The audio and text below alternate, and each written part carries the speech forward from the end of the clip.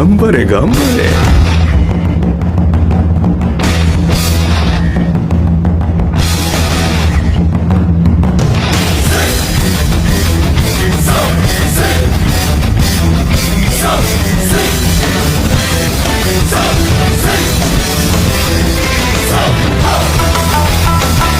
なんでお前らまで来るんだ。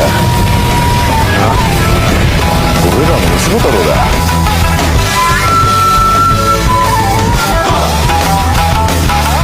じゃあよし、素敵な帽子だ。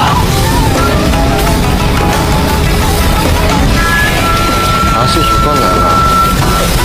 好きだったらお前は食うぞ。てめえの心配しとけ。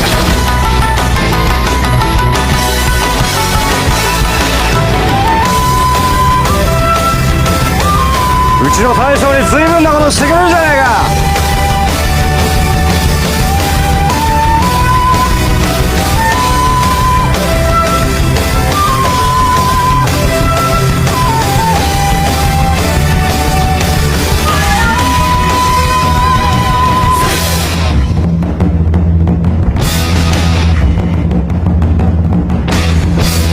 しっかり見とけよ。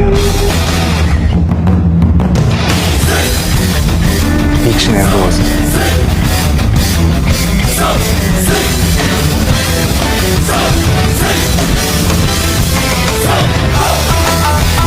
滝谷源氏、屋上まで上がってこい。そこで怠慢だ。